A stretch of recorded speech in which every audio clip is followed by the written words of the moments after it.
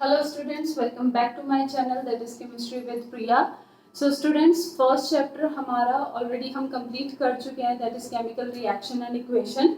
तो आज जो हम पढ़ने वाले हैं वो है हाई ऑर्डर थिंकिंग क्वेश्चंस कि हाई ऑर्डर थिंकिंग क्वेश्चंस जो होते हैं उन्हें हम कैसे सॉल्व कर सकते हैं. सो ये आप तब समझ पाएंगे जब आप फर्स्ट चैप्टर को अच्छे से कंप्लीट कर चुके होंगे. तो मैं ये मान के चल रही हूँ कि यस आप लोग ये चैप्टर कंप्लीट कर चुके हैं, क्योंकि काफ़ी टाइम हमने काफ़ी वीडियोज़ में हमने इसको समझने की कोशिश की है और वो वीडियो सफिशिएंट है फर्स्ट चैप्टर को अच्छे से समझने के लिए. तो मैं ये मान के चल रही हूँ बेटा कि आप लोग जो मैं यहाँ पे समझाऊंगी वो आपको समझ में आएगा, क्योंकि आप लोग फर्स्ट चैप्टर को अच्छे से थ्योरी इसकी कंप्लीट कर चुके हैं. तो आज हम लेंगे बेटा 3 क्वेश्चंस.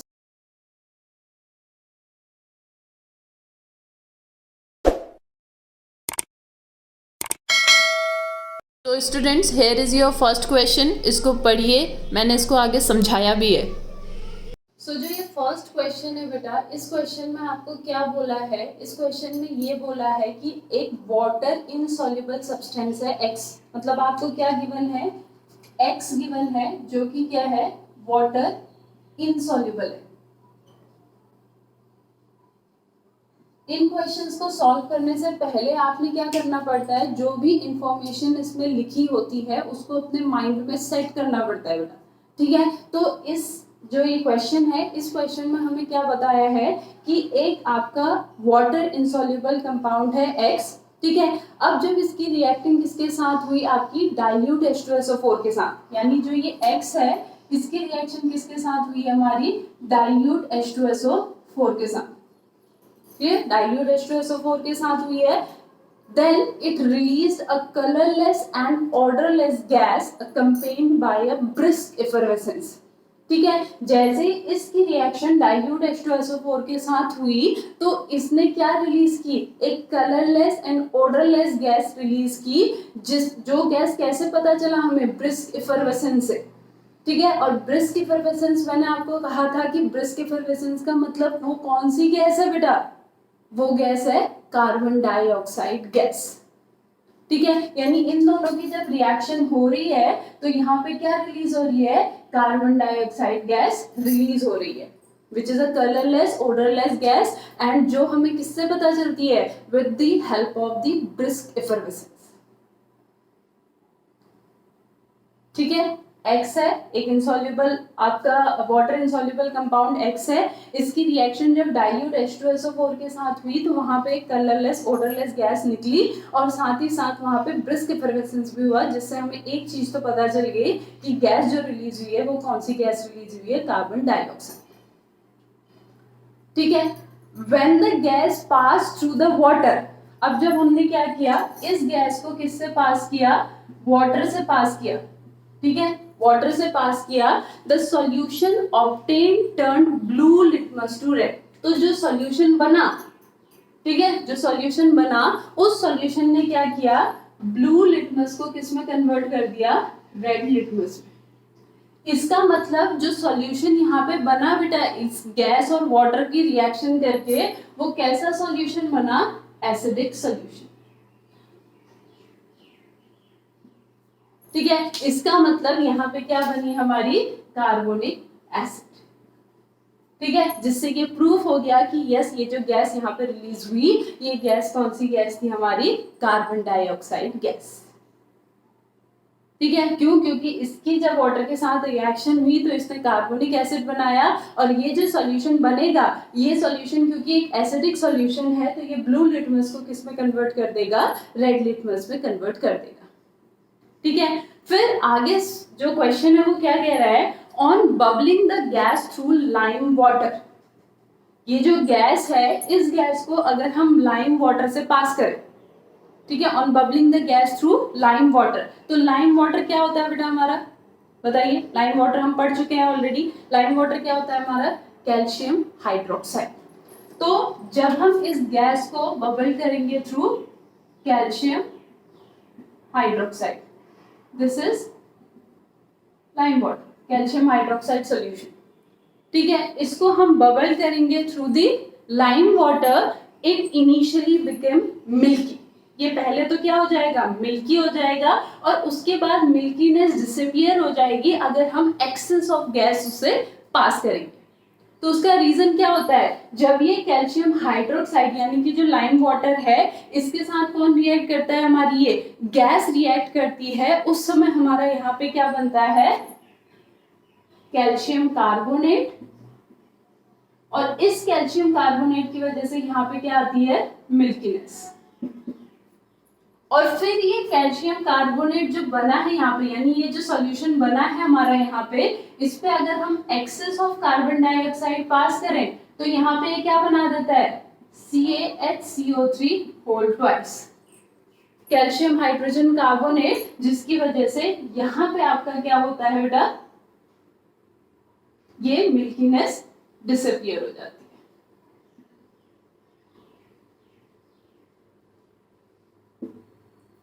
मिल्कीनेस आपकी क्या हो जाती है, डिसअपियर। इतना क्लियर हो, ठीक है। तो अब हमने क्या करना है, क्वेश्चन में क्या बोला है, that identify the substance X and right the chemical equations. तो हमने बाकी इक्वेशंस तो सारी लिख ली बेटा, बाकी इक्वेशंस तो सब लिख ली। अब हमने क्या आइडेंटिफाई करना है, X, ठीक है। अब देखो X आपका क्या है, अब यहाँ पे देखो आपके H2SO4 यानी एसिड के साथ रिएक्शन हो रही है और कार्बन डाइऑक्साइड गैस रिलीज हो रही है। तो ये हमने कहाँ पे एग्जाम्पल पढ़ा था, हमने पढ़ा था जब मेटल कार्बोनेट्स जो होते हैं वो एसिड के साथ रिएक्ट करते हैं तो वो कार्बन डाइऑक्साइड गैस रिलीज करते हैं। यानी जो ये मेरा X है, पहली बात तो ये जो X है ये मेटल कार्बोनेट है, तभी ये क्या रिलीज कर रहा है, यहाँ पे कार्बन डाइऑक्साइड गैस रिलीज कर रहा है। अब ये जो मेटल कार्बोनेट है ये वाटर इनसॉल्युबल है, ठीक है, जबकि आपके जो सोडियम कार्बोनेट हो गया, मैग्नीशियम कार्बोनेट हो गया, अमोनियम कार्बोनेट हो गया, ये कार्बोनेट्स हमारे क्या होते हैं, सॉल्युबल होते हैं वाटर में, तो ये तो नहीं हो सकते। ये कैसा कार्बोनेट है, जो कार्बोनेट आपका इनसॉल्युबल है वाटर में, जो कार्बोनेट आपका इनसॉल्युबल है वाटर में, तो ये कार्बोनेट क्या होगा हमारा, calcium carbonate. This is calcium carbonate which is insoluble in water। तो जब कैल्शियम कार्बोनेट हमारा क्या करेगा, H2SO4 के साथ रिएक्ट करेगा तो यहाँ पे क्या बनेगा, CaSO4 plus H2O plus CO, ठीक है। तो पहली रिएक्शन क्या हो जाएगी, कैल्शियम कार्बोनेट, इस X की जगह क्या आ जाएगा, इस X की जगह बेटा आ जाएगा कैल्शियम कार्बोनेट। जब ये कैल्शियम कार्बोनेट किसके साथ रिएक्ट करेगा, डाइल्यूट H2SO4 के साथ रिएक्ट करेगा तो यहाँ पे कैल्शियम सल्फेट बनेगा, वाटर बनेगा और कार्बन डाइऑक्साइड गैस रिलीज होगी। ये कार्बन डाइऑक्साइड गैस कलरलेस होती है, ओडरलेस होती है और ब्रिस्क एफर्वेसेंस के साथ रिलीज होती है। इस कार्बन डाइऑक्साइड गैस का वाटर में जो सॉल्यूशन बनेगा वो एसिडिक सॉल्यूशन बनेगा, इसीलिए वो ब्लू लिटमस को रेड लिटमस में कन्वर्ट कर देगा। ये गैस जब हम लाइम वाटर यानी कि कैल्शियम हाइड्रोक्साइड से पास करेंगे तो पहले वो मिल्की दिखाई देगा और excess of carbon dioxide produce अगर हम देंगे तो वो मिल्कीनेस डिसअपियर हो जाएगी। तो उसकी रिएक्शंस ये, तो ये 4 रिएक्शंस क्या होंगी इस क्वेश्चन में पॉसिबल होंगी और X जो होगा वो हमारा क्या होगा बेटा, कैल्शियम कार्बोनेट। क्लियर, ठीक है। सो इस टाइप के क्वेश्चंस आपके हाई ऑर्डर थिंकिंग क्वेश्चंस में आते हैं। ये क्वेश्चंस आपके तब हो सकते हैं बेटा जब आप जितनी भी हमारी रिएक्शंस की एग्जांपल्स हमने देखे वो आपने अच्छे से पढ़े हों। और घबराइए मत, अगर थोड़ा बहुत भी आपको समझ में आ रहा है तो जो नेक्स्ट चैप्टर हम लोग पढ़ेंगे एसिड बेस एंड सॉल्ट, वहां पे ये और ज्यादा आपको क्लियर हो जाएगा। ठीक है, क्लियर। तो ये आपका फर्स्ट क्वेश्चन का आंसर है, इसको नोट डाउन कीजिए। This is your second question बेटा, इसको पढ़िए फिर हम इसको आगे सॉल्व करेंगे। सो here is your second question, ये आपका सेकेंड क्वेश्चन है। इस क्वेश्चन में क्या बोला है बेटा कि आपको जो 4 रिएक्शंस दे रखी हैं, 4 रिएक्शंस के बेसिस पे आपको बताना है कि जो आपका मेटल है उसपे से कौन सा मेटल सबसे ज़्यादा रिएक्टिव है और कौन सा मेटल आपका सबसे कम रिएक्टिव है। उनको डिक्रीजिंग ऑर्डर ऑफ रिएक्टिविटी के बेसिस पे अरेंज करना है और साथ ही साथ ये बताना है कि ये जो रिएक्शन है 4 की 4 ये किस टाइप की रिएक्शंस है। ठीक है, क्वेश्चन है 4 आपकी रिएक्शंस हैं, 4 रिएक्शंस को देख के आपने डिफरेंट मेटल्स को इनके डिक्रीजिंग ऑर्डर ऑफ रिएक्टिविटी के बेसिस पे अरेंज करना है और आपने ये बताना है कि ये जो रिएक्शंस यहाँ पे गिवन है ये रिएक्शंस का टाइप क्या है। ठीक है, तो पहली जो रिएक्शन है बेटा यहाँ पे वो रिएक्शन है बिटवीन Zn एंड CuSO4। पहली रिएक्शन है आपकी Zn एंड CuSO4 के बीच में जो बनेगा ZnSO4 प्लस Cu। ठीक है, दूसरी जो रिएक्शन है बेटा, दूसरी रिएक्शन है between copper and silver.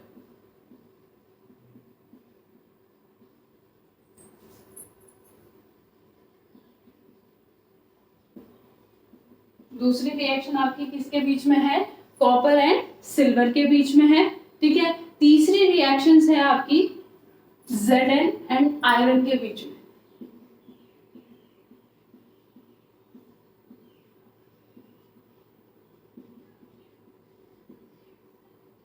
And fourth जो रिएक्शन है बेटा आपकी, फोर्थ रिएक्शन है आपकी between iron and copper,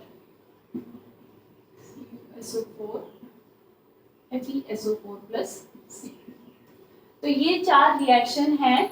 in 4 reaction में जो मेटल्स यहाँ पे यूज हो रहे हैं उनको डिक्रीजिंग ऑर्डर ऑफ रिएक्टिविटी के बेसिस पे आपने अरेंज करना है। ठीक है, अब देखो कौन कौन से मेटल्स यहाँ पे यूज हो रहे हैं। एक तो यहाँ पे यूज हो रहा है जिंक।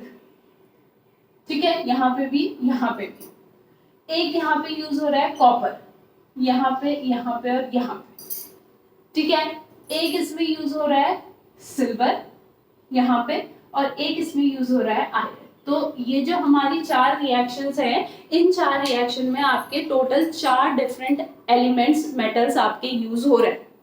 ठीक है, अब देखो जो फर्स्ट इक्वेशन है, फर्स्ट इक्वेशन में Zn कॉपर को उसके सॉल्यूशन से डिस्प्लेस कर रहा है। पहले कॉपर सल्फेट था, जिंक ने कॉपर से कहा उठो भाई यहाँ से, तुम जाओ मैं यहाँ पे आऊंगा।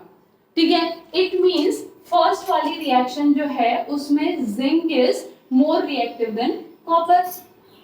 जिंक हमारा कॉपर से क्या है, ज्यादा रिएक्टिव है, तभी जिंक ने कॉपर को उसकी पोजीशन से डिस्प्लेस कर दिया। In second copper displaces silver, copper ने सिल्वर की जगह पे चले गया कॉपर, तो इट मीन सेकेंड में क्या है हमारा, copper is more reactive than silver. Clear. अब इन दोनों इक्वेशन को अगर देखें तो इन दोनों इक्वेशन के अकॉर्डिंग क्या आ जाएगा बेटा, फर्स्ट एंड सेकंड इक्वेशन के according, first and second equation के अकॉर्डिंग क्या आएगा, जिंक कॉपर से ज्यादा रिएक्टिव है, कॉपर सिल्वर से ज्यादा रिएक्टिव है, तो उस रिएक्टिविटी सीरीज क्या हो जाएगी, जिंक कॉपर और सिल्वर। ठीक है, अब जो सिल्वर है वो कॉपर से भी लेस रिएक्टिव है, तो जिंक से तो लेस रिएक्टिव होगा ही होगा, क्योंकि जिंक तो कॉपर से भी ज्यादा रिएक्टिव है। ठीक है, और सिल्वर कॉपर से भी लेस रिएक्टिव है, तो जिंक कॉपर से ज्यादा रिएक्टिव है और कॉपर सिल्वर से ज्यादा रिएक्टिव है, तो इन तीनों में से सबसे ज्यादा रिएक्टिव होगा जिंक, फिर कॉपर, फिर सिल्वर। लेकिन अभी तो हमने 2 इक्वेशन देखी है। थर्ड इक्वेशन हमारी क्या कहती है बेटा, थर्ड इक्वेशन हमारी कहती है कि जो Zn है वो ज्यादा रिएक्टिव है किससे, आयरन से। ठीक है, जो Zn है वो ज्यादा रिएक्टिव है आयरन से। अब फर्स्ट और थर्ड में कंफ्यूजन हो जाएगा कि अब Zn जो है कॉपर से भी ज्यादा रिएक्टिव है, आयरन से भी ज्यादा रिएक्टिव है, लेकिन इन दोनों में से किससे ज्यादा रिएक्टिव है। क्लियर। तो उसके लिए हम जब फोर्थ देखेंगे इक्वेशन, फोर्थ में क्या है, iron is more reactive than copper, यानी जो आयरन है वो कॉपर को डिस्प्लेस कर देगा, यानी कॉपर की रिएक्टिविटी आयरन से कम है। इसका मतलब क्या होगा, जिंक और कॉपर के बीच में क्या आ जाएगा मेरा, आयरन। तो सबसे ज्यादा रिएक्टिव होगा जिंक, क्योंकि जिंक को कोई डिस्प्लेस नहीं कर पा रहा है, जिंक हर किसी को डिस्प्लेस कर रहा है। ठीक है, लेकिन आपका जिंक ने आयरन को तो डिस्प्लेस किया, लेकिन आयरन किसको डिस्प्लेस कर दे रहा है, कॉपर को। तो जिंक के बाद क्या आएगा, आयरन, आयरन के बाद क्या आएगा, कॉपर, और कॉपर के बाद क्या आएगा, सिल्वर। तो ये हमारा क्या हो जाएगा, decreasing order of the reactivity of different metals. सबसे ज्यादा रिएक्टिव होगी जिंक और सबसे कम रिएक्टिव होगा आपका सिल्वर।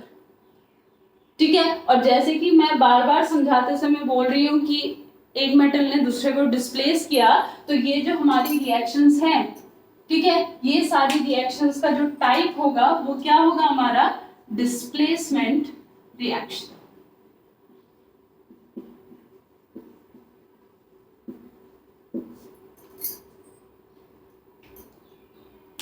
क्लियर?